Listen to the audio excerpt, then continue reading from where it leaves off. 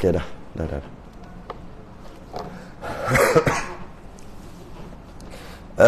Rampaian muka surat 73 141 Jawi, Rumi 73. Rampaian ni apa benda? Orang dulu selalu dia sebut rampaian, orang sekarang tak sebut dah. Rampaian ni apa? Apa? Tak tahu. Campur. Macam campur-campur hukum-hukum tu dia campur semua macam tu. Okey. Maksudnya dia tak membicarakan tentang satu-satu perkara dengan khusus, tak. Dia campur semua yang berkaitan dengan hukum hakam puasa, macam tu. Okey, rampaian. Qala al-musannif rahimahullahu ta'ala wa nafa'na wa iyyakum bi'ulumihi fid darain. Amin ya rabbal alamin. Di bawah ini dinyatakan beberapa masalah yang mustahak mengenai puasa. Yang penting, yang mustahak mengenai puasa. Dia campur semua, gabungan-gabungan masalah-masalah. Ada 12. Yang pertama, orang yang berbuka tengah-tengah puasa Ramadan dengan sengaja. Kita baca dulu, sekejap lagi kita undur balik. Orang yang berbuka tengah-tengah puasa Ramadan dengan sengaja. Dia puasa, lepas tu dia buka dengan sengaja, tak ada sebab pun. Satu masalah. Atau orang yang lupa niat waktu malam. Malam dia terlupa niat. Okey? Bangun-bangun dah subuh. Konon-konon nak niat waktu sahur. Sekali pukul 6 baru jaga. Maknanya lupa niat malam. Dua masalah. Tak jawab lagi, baru masalah je. Yang ketiga, sabit awal Ramadan pada hari Syak. Yang kita bahas nanti. 3. Wajib atas mereka menahan diri, atau maksudnya imsak daripada makan dan sebagainya hingga masuk matahari. Dia gini, orang Melayu dia kata imsak tu, imsak Melayu tau, imsak Melayu. Imsak Melayu tengok dekat takwim, dia tulis imsak lagi lebih kurang 10-15 minit kan, nak subuh. Itu dia panggil imsak Melayu. Itu bukan imsak syarak. Tak ada masalah, pakai je lah. Cuma kalau sebut imsak dalam hukum syarak, dia maksudnya puasa ataupun menahan diri. Apakah dia puasa? Apakah ta'rif puasa? Puasa adalah menahan diri daripada makan, minum, perkara yang membatalkan puasa. Itulah puasa. Imsak ni apa? Imsak ni sama lah. Menahan diri daripada makan, minum, perkara yang membatalkan puasa. Cuma yang kita salah faham, bila kita salah faham, kita kata kalaulah kita dah buka puasa, kita dah makan, sedang berpuasa, lepas tu buka puasa, kita kata oleh kerana puasa aku dah batal dengan sengaja, maka bolehlah makan sebab puasa dah batal. Tak. Jika dia membatalkan puasa dengan sengaja tanpa uzur, tanpa alasan, dia wajib imsak. Imsak tu apa? Tadi itulah, menahan diri daripada perkara yang membatalkan puasa. Kejap, kan dia dah batal puasa dah? Ya, walaupun dia dah batal puasa, tak boleh makan. Habis tu kalau tak boleh makan, nanti kira puasa tak? Lah, puasa dia dah batal. Habis tu kenapa tak boleh makan? Memang gitu hukum dia. Tapi kita pelik. Bila kita dah tak puasa, kerana kita buka puasa, kita makan. Lepas pada tu, lepas buka puasa minum air, okey, dah terbatal lah puasa aku. Lepas tu makan nasi goreng, lepas tu makan kuih, pergi pasar Ramadan pukul 4, beli cendol, makan cendol pukul 4.30. Tak boleh. Kenapa? Orang yang membatalkan puasa tanpa uzur, tanpa sebab yang diterima, dia wajib imsak. Atau bahasa lain bunyi pelik lah, dia wajib puasa. Dia wajib puasa. Apa puasa dah batal lah, kena sebut gitu lah. Kalau payah sangat nak faham maksud imsak, sebab dah terlekat imsak ni 10 minit, 15 minit sebelum subuh. Payah betul nak buang. Tak apalah, kita guna perkataan lain. Ya. Kalau jima, sama juga. Setelah dia berjima pada siang Ramadan, maka batal puasa. Okey. Bab hukum tu nanti dulu. Dan setelah dia berjima, dia wajib imsak. Atau bahasa lain, dia wajib puasa. Tapi puasa dia tak sah. Dia wajib berpuasa sampai maghrib. Kemudian bila dah habis bulan Ramadan, dia wajib berpuasa selama 60 hari berturut-turut. Itu bab lain lah. Cuma nak bagi tahu itu hukuman dia. Yang kena, kita dah bahas dah 2 hari lepas, 3 hari lepas bab ni. Yang kena hanya lelaki, perempuan tak kena. Saya dah jelas panjang lebar. 2 hari lepas tak? Ke semalam baru? 2 hari lepas. Panjang lebar. Kenapa orang perempuan tak kena? Ini tidak adil. Dia yang goda kita. Contohlah. Dia tak kena. Kerana dia batal kerana memasukkan sesuatu ke dalam rongga. Kita batal, lelaki batal kerana bersetubuh. Maka memasukkan hasyafah ke dalam faras perempuan, isteri, baru masuk sikit. Belum sampai hasyafah. Tak habis lagi. Sikit baru. Perempuan dah batal. Bukan batal kerana berjimat. Bukan batal kerana bersetubuh. Batal kerana memasukkan sesuatu ke dalam rongga. Sebab dia nak diamalkan berjimat, dia kena tenggelam hasyafah. Jadi perempuan tak kena sebab dia batal, bukan sebab berjimat. Dia batal kerana memasukkan sesuatu ke dalam rongga. Maka perempuan tak kena. Tapi berdosa tetap dosa besar. Dosa besar. Lainlah kena paksa perempuan tu. Tak berdosa lah, dah kena paksa. Kalau dia pun rela, malah dia yang goda lagi. Kan saya sebut tadi, sebut sebelum ni, kalau boleh janganlah suruh anak-anak. Bukan anak lah, kita sendiri bersama lah. Kahwin bulan Rejab, Syaban. Kalau boleh janganlah kahwin. Janganlah kahwin time tu. Dekat dah nak bulan Ramadan. Boleh tahan. Kena time gila. Naik. Duk gila steering. Time kena tak time tu. Dia tak kira dah. Dan saya kenal lah. Orang tu bukan orang jahat. Orang baik. Bila dia tanya tu, kita jawab. Kita ingat dia sekadar nak tahu hukum. Lepas tu dia tanya lagi. Macam dia buat je. Bukan orang jahat, orang baik. Dia biasanya kalau orang nak tahu hukum, tanya sekali je. Dia lepas tu esok lusa tanya lagi. Sebulan tanya lagi. Dan dia kena berpuasa 60 hari berturut-turut. Tak boleh ada tak puasa sehari. Walaupun sebab demam, walaupun sebab lain. Kan saya bagi contoh, 60 hari berturut-turut. Masuk hari yang ke-59, dia puasa. Kan saya bagi contoh hari tu kan. Tiba-tiba oleh kerana puasa 30 hari pun lembek lah. Tambah lagi 60 hari. Hari ke-59 pengsan. Tengah-tengah puasa pengsan sebab tak cukup air. Lama puasa ni. Lagi 2 hari nak settle. 59, 60, lepas tu merdeka. Tiba-tiba pengsan. Bawa pergi doktor, doktor masuk air, doktor jolok ubat dalam mulut. Tu saya kata, agak-agak dia jaga-jaga, dia tumbuk lah doktor tu. Confirm dia tumbuk doktor tu. Aku nak kena puasa daripada 1 balik. Kali ni aku mati pun matilah. Patutnya jangan. Contohlah. Itu dia punya hukuman dia. Sebenarnya dia ada lagi. Jika tak mampu memberi makan 60 orang fakir miskin. Kalau tak mampu. Tapi macam mana pun kena cuba dulu puasa beberapa kali. Kalau tak mampu tak lagi. Dalam keadaan berpuasa 30 hari pun tak boleh tahan nafsu. Ini puasa 60 hari. Sebab apa dia suruh banyak lama sangat puasa ni? Sebab dalam keadaan nafsu kita ni, sebelum masuk dekat kita, nafsu ni Allah tanya dia, alastu bi rabbikum, aku ni Tuhan kamu ke? Allah tanya nafsu ni. Awal-awal kita tak ada lagi. Tok Adam semua tak ada lagi. Jawab nafsu, engkau, aku. Direndam, diseksa dalam neraka api panas. Setelah berapa lama Allahualam, dikeluarkan. Siapa aku, siapa engkau? Nafsu ni. Dia kata aku, engkau. Allah masukkan pula ke dalam neraka lain pula. Neraka tadi neraka panas, neraka sejuk pula. Sejuk sangat pun jadi neraka juga. Cantulah juga, siapa aku, siapa engkau, aku. Tu nafsu ni. Nafsu manusia ni silap-silap lagi teruk pada nafsu binatang. Kenanya.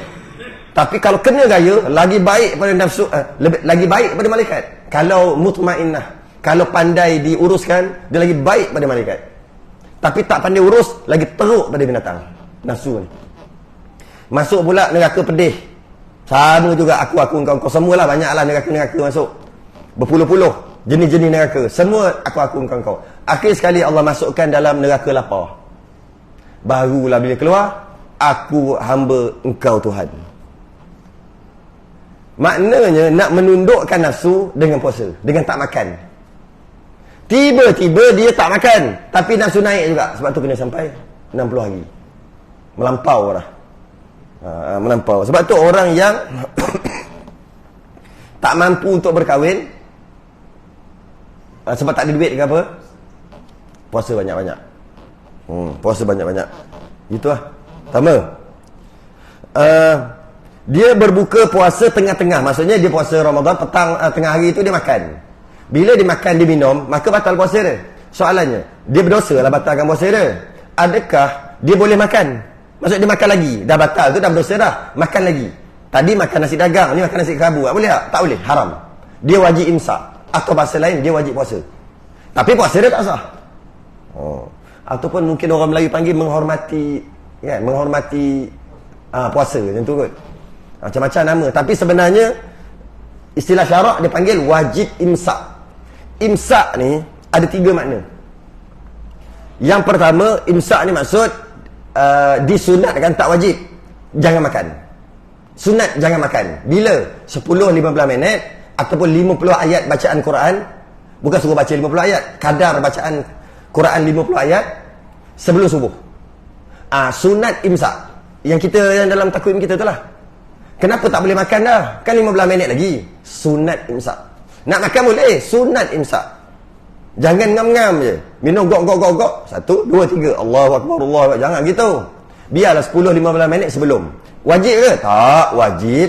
Selagi tak masuk waktu, selagi tu boleh makan. Tapi sunat imsak. Imsak tu apa? Sunat puasa. Tak puasa lagi, tak subuh lagi. Istilah tu lah. Sunat jangan makan. Sunat jangan buat perkara yang membatalkan puasa. Walaupun tak puasa lagi. Itu 10-15 minit sebelum subuh. Itu imsak juga. Yang kedua, wajib imsak. Bila wajib imsak? Daripada subuh sampai maghrib. Dia panggil imsak juga, tapi kita panggil puasa. Wajib imsak lah itu, sebab dah puasa kan. Apa maksud imsak? Jangan buat perkara yang membatalkan. Yang tadi tu 10 minit, 15 minit sebelum subuh tu, itu sunat imsak. Jangan buat perkara yang membatalkan juga. Walaupun kalau buat tak ada masalah. Sunat. Yang ketiga, wajib imsak juga. Iaitu yang ini. Dia rasa nak batalkan puasa dia, dia ambil air, dia minum, gok, letak, dah batal puasa dia. Maka setelah batal puasanya, dia wajib imsak. Dah batal kan? Wajib imsak. 1. Ataupun lupa niat waktu malam. Biasa dia niat waktu sahur. Saya dulu masa kat Kelantan dulu, masa ngaji Kelantan dulu, ada lah, saya duduk rumah sewa lah, sebab dah lama dah, tak boleh dah duduk asrama ke duduk pondok, duduk rumah sewa jauh sikit. Sebab dah senior dah. Standard kan? Senior mesti lah lain macam sikit nak rasa. Barang duduk, ada orang jaga. Standard lah.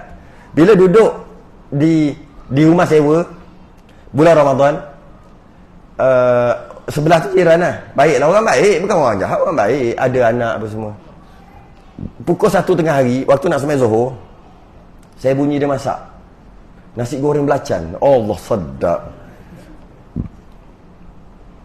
Kita tahu dia bukan orang jahat, dia orang baik. Tapi kita tanyalah, tengok lelaki masak. Kalau perempuan kita kata mungkin dia cuti lah kan, haid ke apa. Lelaki, ayah dia. Saya pun kata, sedap baru ni. Dia kata, Allah.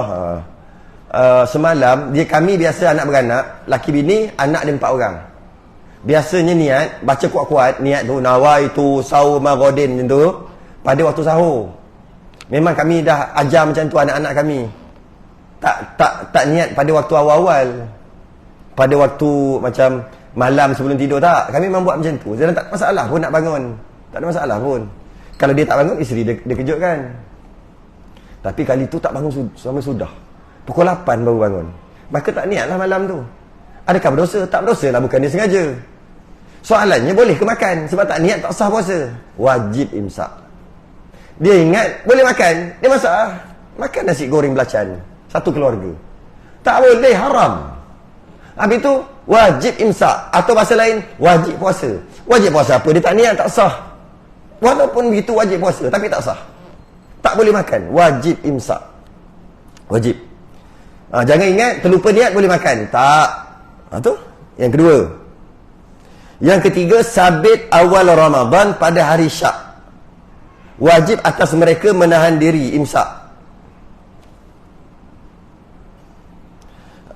daripada makan dan minum. Okey, satu lagi jatuh hari syak. Ini sekarang tak berlaku lah. Hari syak. Hari syak ni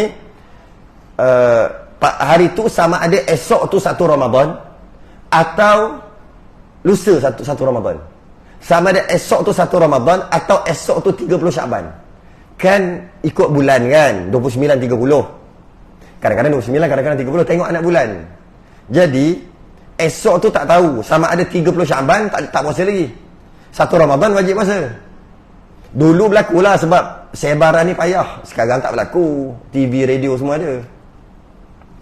Internet semua ada. Jadi dulu ni tak dapat maklumat esok 30 Syaban ke esok 1 Ramadan. Kenapa tak kira je 30 Syaban? Mana boleh nak menentukan 30 Syaban atau 1 Ramadan? Tengok anak bulan. Mana boleh main belasah je. Nak tengok anak bulan apa, dia bukannya nak panjat gunung ke apa. Mana dia tahu, duduk kampung aja.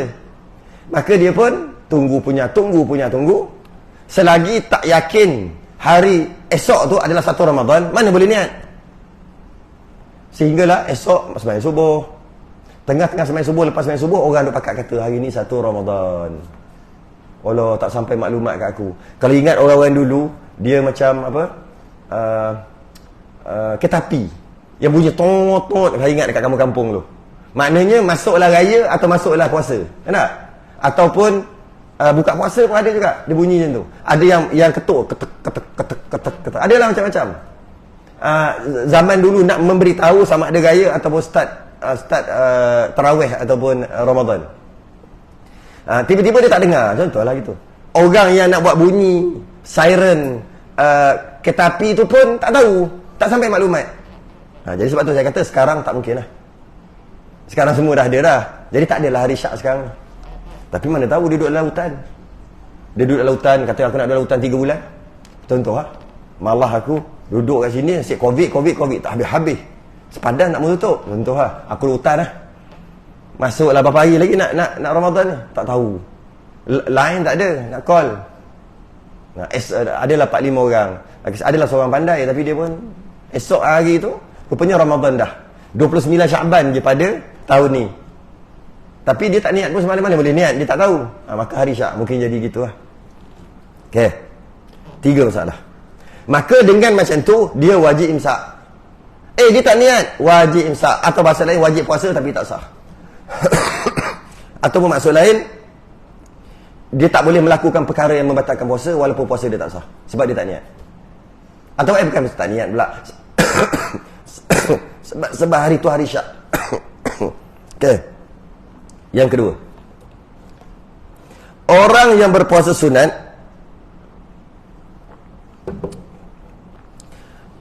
bukan orang yang berpuasa sunat tu, orang yang berpuasa sunat. Jangan salah baca, salah koma lain tu. Orang yang berpuasa sunat menyegerakan berbuka sebaik saja masuk waktunya. Kadang-kadang tahulah kita ni kuat. Kadang-kadang Ramadan tu bukan musim panas, musim sejuk. Kadang-kadang tak makan sampai maghrib tak rasa apa pun. Ada time-time dia. Kalau kena time panas tu dia haus. Kalau kena time-time yang sejuk tu tak rasa pun. Dia nak puasa je pergi duduk tempat sejuk, Cameron Highland ke. Tak rasa pun puasa kat sana. Macam tak puasa je.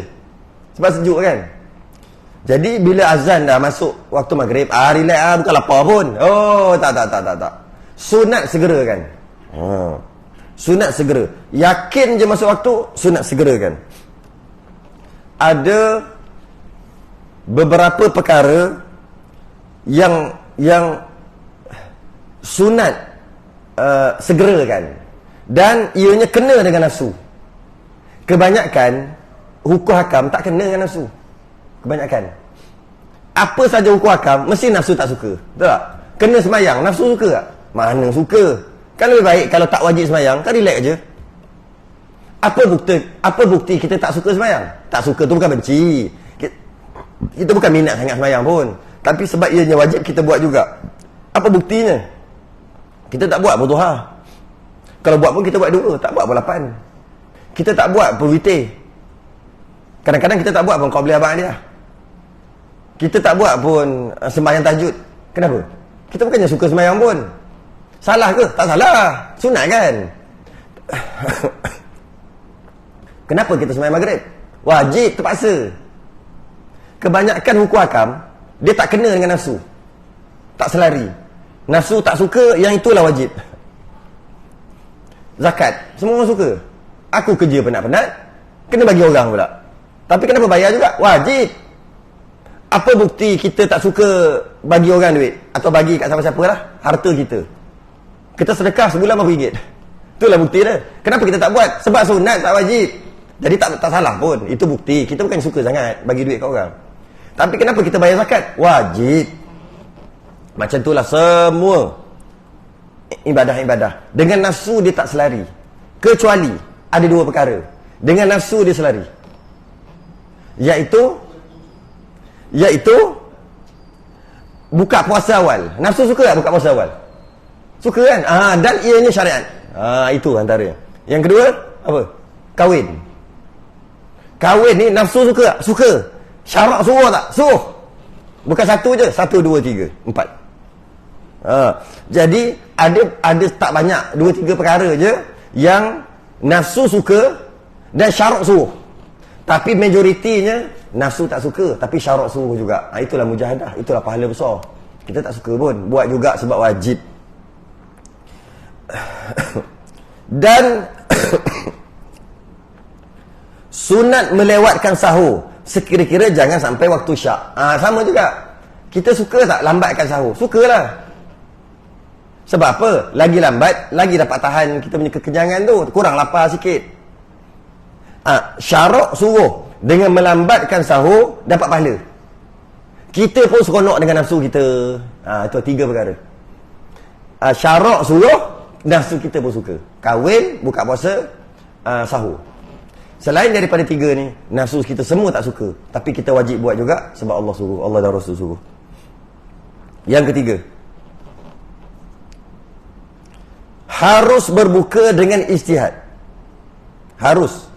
Boleh berbuka dengan ijtihad. Ijtihad ni boleh kita kata pandangan. Lepas kita tengok, kita fikir gini, kira itu ijtihad. Seperti berpandu kepada wirid dan sebagainya. Macam mana contohnya? Dia tak ada jam. Ni pun dulu, sekarang tak ada dah. Dia tak ada jam, tak ada apa. Lepas sembahyang asar, terus dia berwirid. Subhanallah ke apa ke, dia wirid. Cukup 2000 kali masuk maghrib. Dia dah cuba banyak kali dah. Memang jadi 2000 kali mesti lepas tu masuk maghrib. Mesti. Sehinggalah pada satu keadaan, contohnya dia masuk penjara ke, tak tahulah masuk bila, ataupun dia masuk hutan ke, ataupun dia tak tahulah masuk bila. Dia sembahyang je asar, bila masuk asar dia wirid. Cukup 2000, dia boleh buka puasa. Kalau dia puasa lah. Itu maksud dia. Dia baca Quran. Dia baca Quran habis surah Baqarah. Daripada asar hingga ke maghrib. Habis Baqarah, ngam-ngam masuk maghrib. Dan dah cuba banyak kali. Pada kali tu dia tak ada alat-alat nak tengok pukul berapa. Tapi asar tahu. Berlepas main asar, terus dia baca surah Baqarah sampai habis. Habis je dia boleh buka puasa. Sebab apa? Boleh, memang boleh gitu. Ijtihad. Macam berbuka dengan zon. Zon ni sangkaan kuat. Sangka sudah masuk matahari kerana asalnya siang masih ada lagi. Pada masa sekarang dunia sudah pakai jam. Masa terbit fajar, terbit matahari, masuk matahari. Terbit fajar tu subuh. Terbit matahari itu syuruk.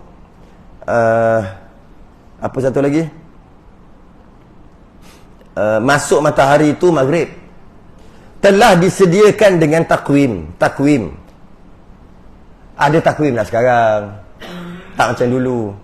Selain daripada itu, radio-radio ada menyediakan waktu-waktu sembahyang dan yang lain-lain. Ada dulu radio, lepas tu ada TV, sekarang ada aplikasi internet semua lah. Yang demikian, soal ijtihad tiada timbul lagi. Tak adalah. Tapi macam ni pun boleh je jadi. Masuk penjara, contoh dia masuk penjara. Masuk penjara bukan negara Islam lah. Masuk penjara dekat Thailand. Mana dia orang nak tahu? Nak masuk lah subuh, mana dia orang nak peduli? Dia cuma perlu cari kaedah aja. Kalau dia dapat tahu asar yang dia tahu, dia dah buat dah asar sampai maghrib, memang habis baca surah Baqarah. Setiap kali asar wajib dia baca surah Baqarah. Dan lepas habis surah Baqarah, maka dia boleh buka puasa. Boleh jadi lah gitu. Tapi secara umumnya tak timbul lagi lah masalah ni. Yang keempat, harus makan sahur dalam masa syakkan malam ada lagi. Ini menarik. Dia bangun-bangun, pukul berapa ni? Dia tengok jam mati. Kata jam dia mati. Buatlah masalah macam mana pun. Dia pun makan je sahur. Padahal cek dulu, tak ada masalah. Dibenarkan. Kerana asalnya masih ada lagi. Kerana asalnya malam masih ada lagi. Maka sahlah puasa jika tiada nyata salahnya. Dia bangun-bangun, dia tak tahu pun dah subuh ke tidak. Bangun-bangun tidur terus berantai. Dia kata, isteri dia kat cek dulu bang, pukul apa ni? Tak tahu jam tu rosak pula. Telefon tak cas lagi. Buatlah salah macam ni pun. Makan je lah sahur, mana makan. Lepas pada tu, lepas makan semua, tunggu kejap. Tiba-tiba azan pun tak bunyi. Apa salah dekat masjid tak bunyi azan? Tak lagi salah, buatlah masalah macam ni pun. Sampailah, dia tengok nak terang-terang lah sikit. Selang 1 jam ke macam tu. Nak terang dah tu. Maknanya sekarang ni lebih kurang dalam pukul 7 atau 6.45 ni. Sembahyang subuh lah. Dia pun sembahyang subuh. Soalannya, dia tadi sahur, boleh jadi tak dah masuk subuh? Boleh jadi. Kalau dia cek, tak, masalahnya dia tak cek. Ada masalah? Tak ada masalah. Sah sembahyang. Sah puasa dia. Selagi tidak nyata dia salah. Tiba-tiba dia tengok handphone dia hidup balik. Tengok, dah pukul, tadi aku sahur tadi pukul 6, dah masuk subuh. Masa tu baru tak sah. Selagi tidak nyata dia makan tadi dah subuh atau tidak. Selagi tidak nyata, sah. Sebab apa? Sebab asalnya malam. Maka bila dia makan, kira malam lah. Okey. Atau tiada nyata apa-apa. Tetapi kalau nyata salahnya, tiadalah sah puasa tu. Kalau nyata lepas pada tu kan, makan tadi pukul 6, baru tak sah. Kalau tak nyata, tak tahu sampai ke sudah, tak tahu. Agak-agak makan tadi dalam, tak tahu lah. Makan tadi dah subuh ke tidak, tak tahulah. Tetap sah juga. Tetap sah juga. Ini hukum. Tapi sekarang pun tak timbul lah, sebab ada jam apa semua kan. Bukalah TV tu, bukalah radio. Ni cerita hukum je. Orang yang berbuka atau makan sahur dengan ijtihad. Dia ulang balik cerita ni. Orang yang berbuka atau makan sahur, dia gabung dua. Orang yang berbuka puasa atau makan sahur, tapi bukan dengan yakin, bukan dengan azan, bukan dengan ijtihad. Fikir. Macam tadi lah, baca Quran cukup berapa ayat, biasanya dah masuk maghrib dah. Macam tu lah. Ada orang dia jahit baju. Dia potong, dia jahit, siap satu baju daripada contoh daripada Zuhur. Lepas main Zuhur terus dia buat baju. Dia kerat baju kurung.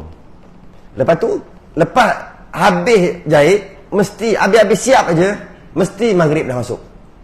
Dan dia dah try 4, 5, 6, 7, 8, 9, 10 kali macam tu memang jadi. Tiba-tiba jam dia rosak, buat masalah. Dia pun tak tahu ni pukul berapa nak buka, macam mana ni, jam tak ada.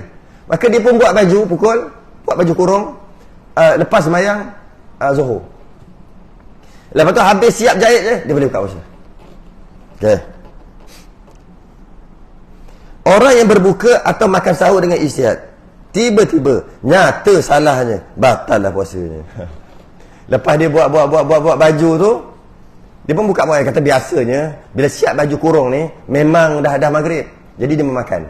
Lepas dia makan, ada orang datang. Dia kata, tak buka puasa lagi. Okey, kerana telah terbukti tak buka puasa lagi, tak maghrib lagi, maka puasa dia batal. Tapi kalau orang datang rumah dia lepas isyak, Oh, datang lepas isyak. Dia kata, jadi dia tak tahulah sama ada dia buka puasa tadi sama ada dalam waktu atau tidak. Tapi ikut ijtihad dia, kalau siap baju dia daripada Zuhur, memang sampai Maghrib. Dan tak nyata, tak ada bukti yang mengatakan dia buka puasa awal, maka sah. Sah. Sama lah sekarang pun tak jadi dah benda ni. Ni hukum aja. Atau tiba-tiba nyata salahnya, batal lah puasanya. Atau berbuka atau makan sahur dengan tiada ijtihad. Ni tak ada ijtihad, maksud tak fikir. Ijtihad ni jihad. Ijtihad ni jihad. Jihad macam mana? Fikir. Try baca Quran. Itulah ijtihad. Fikir. Tengok itu, tengok ini, tengok langit. Itu dipanggil ijtihad. Bersungguh-sungguh untuk menentukan dah buka puasa ataupun dah subuh ataupun belum. Itu dipanggil ijtihad. Yang tadi ijtihad, yang ni dia tidak ijtihad, tiada ijtihad. Dia tak fikir, dia main belasah je. Sahur, belasah je lah sahur. Padahal kau fikir tak, sekarang ni masuk sahur, dah subuh ke belum? Belasah je lah, tak payah fikir-fikir. Macam tu juga buka puasa. Dah maghrib ke tidak? Alah, belasah je lah, makan je lah. Yelah kau tu. Yang tadi dia ijtihad, baca Quran ke apa ke, jahit baju kan, zikir. Ini dia tak ijtihad, dia main bantai aja. Dia rasa, ya kot, makan, buka puasa. Ya kot, belum lagi kot, subuh, sahur. Macam mana? Dia tak ijtihad. Dan tiadanya apa-apa salah atau benar. Dan sampai ke sudah, tak ada bukti yang mengatakan dia makan sahur waktu subuh. Tak ada bukti. Dan tak ada bukti yang datang dia buka puasa waktu maghrib. Tak ada bukti. Sebab dia belasah je kan. Tak bukti sampai ke sudah. Sampai ke sudah lah, sampai ke isyak. Okay? Sah pada sahur saja, tidak sah pada berbuka. Sah pada sahur, tidak sah pada berbuka. Contoh, dia bangun-bangun, ini dah subuh ke belum? Alah, bantai je lah, makan je lah. Makan. Dan lepas pada tu dia sembahyang subuh apa, tak nyata pun sama ada dia makan tadi setelah subuh ataupun sebelum subuh. Tapi dia tak ijtihad, dia tak fikir, benda bantai aja. Dan tak nyata, tak tahu, tak ada kebenaran yang datang, maka puasa dia sah. Sebab dia makan tu dia makan tu iaitu sahur. Tapi kalau buka puasa, tak sah. Dah buka ke belum? Alah, dah kot, bantai je lah. Dia tak ijtihad langsung, dia tak fikir langsung, bantai aja. Maka batal. Tak sah puasa dia. Dan tak sah puasa dia. Yang tak sah puasa ni, walaupun tak nyata, lainlah dia makan, dia kata buka puasa, makan je lah, bantai je lah. Lepas tu baru dia dapat tahu bahawasanya dia buka puasa tadi belum masuk maghrib. Itu memang tak sah dah, yakin dah. Ini dia buka puasa, bantai aja. Kemudian tak tahu sampai ke sudah, sampai ke isyak pun tak tahu lagi sama ada dia buka puasa tadi lepas maghrib atau sebelum. Tak sah puasa dia. Tu beza dia. Kalau subuh, kalau sahur, bantai je makan. Dan tak nyata keputusannya sama ada dia makan tu sebelum subuh atau lepas subuh. Dan tak ada bukti pun dia makan waktu bila. Dan dia tak ada bukti pun, maka puasa dia sah. Tapi buka puasa tak sah. Nampak? Puasa sah, buka puasa tak sah. Kerana asalnya malam masih ada, tinggal lagi pada masalah yang pertama, iaitu sahur. Dan siang masih ada, tinggal lagi pada masalah yang kedua, berbuka. Dia kata, dalam masalah sahur, kenapa bab sahur, jika main bantai je makan, dan tak terbukti, tak datang bukti, sampai ke sudah, dia makan tadi sebelum subuh ke lepas subuh, tak terbukti sampai sudah. Kenapa sah? Sebab asal sahur ni, asal waktu malam. Sahur kan malam, malam boleh makan, sebab tu sah. Tapi kenapa masalah berbuka, kalau main bantai je tak sah? Sebab asal berbuka tu siang, tak boleh makan. Kat situ tu lah dia sebut tu. Ini kalau tak nyata. Kalau nyata, tahu memang confirm dia sahur ataupun dia buka puasa, dia sahur lepas subuh, memang confirm, orang bagi tahu, ataupun dia sendiri yakin dah, ataupun dia buka puasa sebelum maghrib, itu memang tak sah lah, dah yakin. Ini tak nyata, tak tahu sampai ke sudah, hanya sahur je sah. Kalau buka puasa tak sah. Jadi kita dapat faham, nak buka puasa kena yakin sungguh. Nak sahur, tak yakin sangat pun tak apa. Dengan syarat, risiko lah juga. Lepas tu terbukti rupanya dia makan ketika lepas subuh, nasib lah, tak sah. Dah lah tak sah puasa, wajib imsak lagi, tak boleh makan. Itu lah. Tetapi jika nyata sebenarnya pada kedua-dua masalah ini, sahlah kedua-duanya. Dan jika nyata salah pada kedua-duanya, batallah pada kedua-duanya. Kalau ni macam ni pula, dia memang banyak teknikal. Dalam masalah dia sahur tak ijtihad, tak fikir, bantai aja. Sahur. Kemudian ataupun dia buka puasa, bantai aja. Okey. Yang tadi kata yang sah hanya sahur tak ada masalah. Sebab tak nyata dia makan sahur tadi sebelum atau selepas subuh. Tapi buka puasa tak boleh. Walaupun sebab apa? Tak nyata sama ada dia buka tu selepas maghrib atau sebelum. Maka tak sah kan? Tapi entah macam mana dapat tahu dalam masalah sahur. Lepas dia sahur apa semua, bantai aja. Lepas tu dia pun lepas dia bantai aja tu, dia tengok-tengok lepas habis makan, oh baru azan. Maka yakinlah bahawasanya dia makan tadi sebelum subuh. Maka sahlah, settle lah. Buka puasa tadi, dia bantai aja. Belasah aja buka puasa. Kemudian yang tadi yang kata tak sah jika tak nyata. Lepas maghrib, lepas isyak, tak nyata sebenarnya dia buka puasa tadi sebelum maghrib atau selepas maghrib. Maka tak sah puasa dia. Tapi kalau lepas maghrib tu nyata bahawasanya dia buka puasa tu memang lepas maghrib, sah juga. Sebab memang dia buka lepas maghrib, sah juga. Tu dia nak maksud. Teknikal lah sikit ni. Okey. Yang keenam. Orang yang berjunub, yelah nampak macam Allah serabut lah. Weh, kalau jadi nanti macam mana?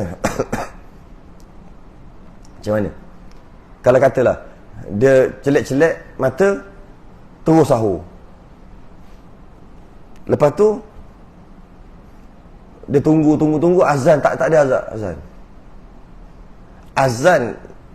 Azan tu bukan wajib pun. Kalau tak ada azan pun, kalau dah masuk subuh, tetap subuh juga. Dan sampai ke sudah, sampai ke pukul 8, pukul 9, pukul 10, dia tak tahu yang sebenarnya dia sahur tadi sebelum subuh atau lepas subuh. Weh, was-was juga jadi, macam mana lah. Kalau dah tahu macam ni, settle lah. Jika terbukti dia makan sahur sebelum subuh, settle masalah, sah. Jika tak terbukti dia makan sahur sebelum subuh atau lepas subuh, sah juga. Itu lah. Macam tu juga dia buka puasa, dia bantai dia buka puasa. Lepas tu tak nyata sebenarnya yang dia buka puasa tadi sebelum subuh atau sebelum maghrib atau lepas maghrib. Jadi was-was. Kalau lepas tu dia yakin, oh memang aku buka puasa okey dah tadi, tak apalah, yakin. Macam mana? Tak sah puasa tu. Ramai orang tak qada yang tu. Itu yang biasanya kalau azan masjid ni, hati-hatilah. Sebab biasa kita tengok selalu jadi masjid azan awal. Janganlah. Tengoklah sungguh-sungguh betul-betul. Yang ni ketepatan dia bukan 100%. Dia lagi 2 hingga 3 minit dia lagi. Mula-mula dia lagi saat-saat aja. Sikit lama dia lagi seminit 2 minit. Kita tengok tengoklah 2-3 application, tengok telefon. Lepas tu tunggulah seminit dulu kot. Lepas tunggu seminit, nak azan tu, masjid nak azan tu, minum lah dulu. Biar dia seorang je batal kalau batal. Minum lah dulu, makan dulu. Lepas minum makan, lepas pada tu dia azan. Jadi adalah masa. Lambat sikit lah. Buka puasa orang dekat rumah buka puasa 2 hingga 3 minit lambat sikit. Okey lah. Ini asal azan. Lepas tu buat kecoh satu taman. Rupanya azan awal. Habis suruh kodok kan. Biasa jadi kan. Tiap-tiap tahun jadi benda ni. Tiap-tiap tahun. Janganlah gitu naya kat orang. Dan orang yang buka puasa tu pun satu hal. Tengoklah aplikasi lain sama. Nak azan. Kita sambung 1-2 lagi lepas azan.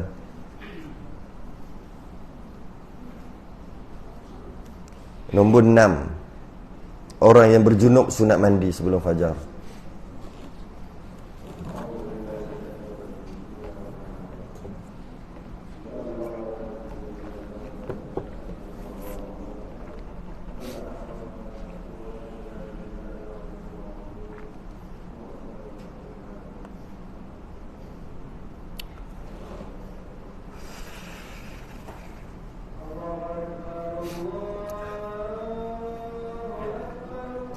Allahu Akbar, Allah.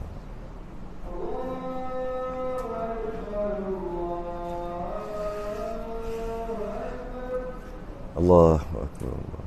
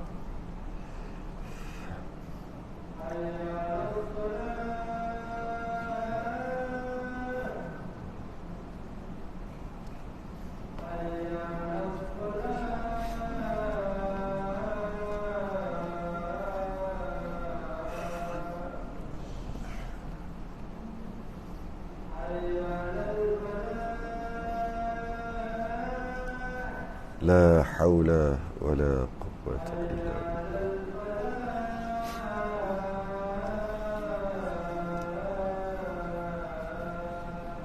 لا حول ولا قوة.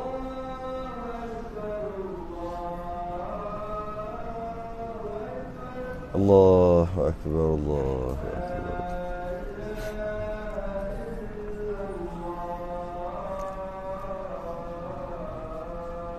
لا إله إلا الله محمد رسول الله صلى الله عليه وسلم. اللهم رب هذه الدعوة التامة والصلاة آت سيدنا محمد الوسيلة والفضل والشرف والدرجة العالية الرفيعة وابعثه المقام محمودا الذي وعدته إنك لا تخلف الميعاد. Baik, kita sambung lagi dua kot. Satu dua je. Dia panjang juga kalau nak habiskan sampai 12. Yang keenam. Oh iyalah, sebab tu dia kata rampaian, dia campur habis semua ni. Semua dia campur tak? Orang yang berjunub sunat mandi sebelum fajar. Kalau malam tu berjunub, sunat mandi wajib. Sunat mandi, bukan maksud bila berjunub sunat mandi, wajib mandi. Cuma sunat mandi wajib tadi sebelum subuh. Fajar tu subuh. Bila dia kata sunat mandi sebelum subuh, jika uzur mandi waktu malam, harus mandi pada siangnya. Boleh je nak mandi siang, kerana tidak ada syarat puasa mesti suci daripada junub. Syarat sah puasa mesti suci daripada hadas besar, tak ada. Syarat sah puasa mesti berwuduk, tak ada. Syarat sah puasa tak termasuk dalam sama ada berjunub atau tidak. Tapi syarat sah semayang tak boleh berjunub. Syarat sah tawaf tak boleh berjunub kan. Jadi syarat sah puasa tak ada kena-mengena dengan junub. Sama ada dia sedang berjunub ataupun dia tak junub sekalipun, puasa tetap puasa. Jadi tak ada masalah kalau berpuasa dalam keadaan berjunub, walaupun dia tak mandi sampai ke maghrib sekalipun. Lepas maghrib boleh mandi, sah puasa. Soalannya, semayang macam mana? Tak boleh semayang lah. Bab semayang tak boleh, tak boleh semayang, tu bab lain. Habis berdosa tak? Dosa lah tak semayang. Kalau semayang juga tanpa mandi, lagi double dosa. Habis tu sah tak puasa? Sah. Sah puasa. Sah puasa. Jadi kalau berjunub tak mandi sampai ke sudah, sampai ke maghrib baru mandi, tetap sah puasa. Jadi kalau kata sah puasa dan berdosa kerana tak sembahyang, tak boleh sembahyang kan. Habis macam mana nak sembahyang? Mandilah. Nak mandi macam mana berjunub? Mandi masuk air nanti kan batal. Hati-hati lah. Sebab tu sunat mandi sebelum subuh, supaya kalau masuk air dalam telinga dalam tak ada masalah. Okay. Habis tu kalau sebab dia je sunat, tak apalah, mandi pukul 6 suku lah. Lepas subuh lah mandi. Sebab nak sahur ni, bangun 5.30 dah. Kalau mandi dulu tak sempat nak sahur, sahur dulu lah. Sahur dulu, lepas habis sahur azan baru mandi, tak apa lah. 6 suku mandi. Basuhan pertama mandi wajib, jika termasuk ke batin tak batal. Basuhan kedua khilaf ulama, kita ambil tak batal juga. Basuhan kedua ni apa? Basuhan pertama ni apa? Mandi wajib. Basuhan pertama, air kena kepala, tangan, kepala, kaki, kena badan, kena semua kat celah-celah semua. Complete. Dia panggil sekali. Itu wajib tu. Tiba-tiba dengan nak completekan kali pertama tu, biasa makan masa 1-2 minit je. Yang kali pertama tu, masuk air ke dalam rongga-rongga. Masuk air ke batin. Adakah batal? Tak batal puasa. Dimaafkan. Okay. Lepas tu tak cukup sekali, 2 kali baru, 2-3 kali baru best mandi tak. Mandi lagi kali kedua yang sunat. Katalah masuk juga yang kali kedua, jurusan ataupun basuhan seluruh tubuh dia kali kedua. Masuk. Ada khilaf ulama. Tapi kita ambil yang ringan lah. Dimaafkan juga. Kali ketiga, basuh sekali lagi serata semua. Masuk juga. Khilaf ulama. Ada kata batal. Tak apalah, kita ambil yang ringan. Dimaafkan. Kali yang keempat, kata masuk-masuk, sepakat ulama batal puasa. Jadi kalau dia meratakan ke seluruh tubuh, memakan masa 1 hingga 2 minit, dia basuh 3 kali yang tadi tu, dia mandi lebih daripada 5 minit, katalah masuk air dalam telinga masuk ke batin lah, batal puasa. Kita, sebab tu saya sebut yang lepas tak, kita punya mandi wajib, bermula mandi wajib, melangkah masuk toilet. Berakhir mandi wajib, pegang tuala. Pegang tuala tu dah berakhir lah mandi wajib. Siapa kata gitu? Ataupun melangkah keluar toilet, itulah berakhir mandi wajib. Tak adalah. Berakhir mandi wajib setelah basuhan tu 3 kali. Kali pertama wajib, kali kedua sunat, kali ketiga sunat. Cukup. Masuk kali keempat, itu bukan mandi wajib dah. Tapi Melayu kita kata mandi wajib juga. Duk jiru shower. Shower tu tak sampai 5 minit. Dah lebih 3 kali dah. Tak sampai 5 minit. Dah lebih dah 3 kali basuh. Jadi kalau kita katalah pakai shower tu, lebih 3 minit mandi. Masuk minit yang keempat, masuk air, batal. Tapi kita punya salah faham, selagi tak keluar toilet, selagi tak tutup suis, selagi tu dinamakan mandi wajib. Mana punya. Kalau macam tu mandilah 3 jam.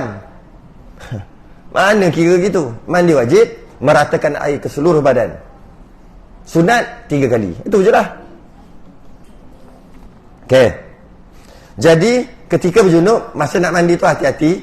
Jika basuhan yang pertama termasuk dalam batin, dimaaf. Basuhan kedua, dimaaf. Basuhan ketiga, dimaaf. Basuhan keempat, tak maaf, batal.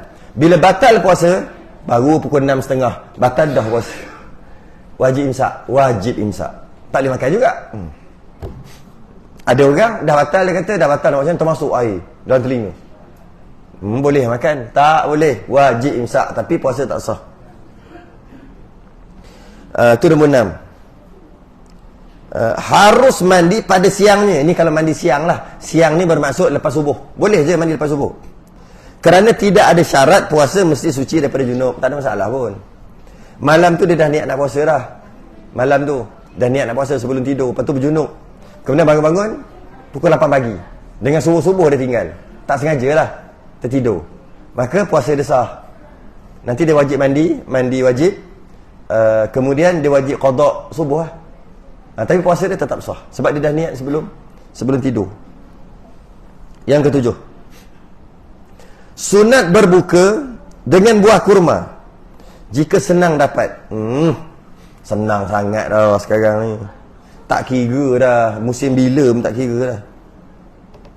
Sunat berbuka dengan buah kurma jika senang dapat.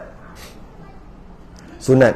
Nombor 1 sekali dengan buah kurma, buah tamar. Tak kisahlah ajwa ke, tak kira lah yang mana-mana, tapi sunat dengan buah kurma. Jika senang dapat, sunat 2 biji.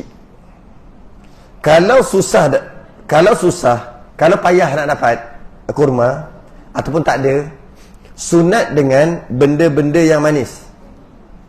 Dalam kitab kita tak tulis, dalam kitab-kitab lain dia tambah lagi. Benda-benda yang manis yang belum disentuh oleh api. Maksud yang bukan pakai api. Kalau yang manis-manis macam tu kan, ada kan pakai api masak apa kan. Yang itu nombor 3. Nombor 2, yang manis yang tidak disentuh api. Buah-buahan ke, yang manis-manis lah, yang tidak disentuh api. Kemudian kalau tak ada juga, tak apalah, yang sentuh api pun lah. Itu martabat dia punya tu. Dah tak ada juga, dengan air. Jangan makan nasi terus. Jangan makan terus. Benda yang manis yang tidak disentuh api, benda yang manis yang telah disentuh api, air. Tu turutan dia. Dengan buka puasa dengan cara ni, dapat pahala. Buka puasa tu dapat pahala, dah dapat tambahan pahala. Yang ke-7, wallahu alam. Cukup lah, tak keluar suara dah. Yang ke-8, sunat membanyakkan berdoa dan membaca Quran dan bersedekah dalam bulan Ramadan. Lebih-lebih lagi nak buka puasa tu. Lagilah nak buka puasa tu, jangan duk bercakap pula.